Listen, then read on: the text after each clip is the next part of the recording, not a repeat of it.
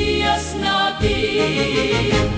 Kaya't magsisi na tayo, mga kapatid at tao.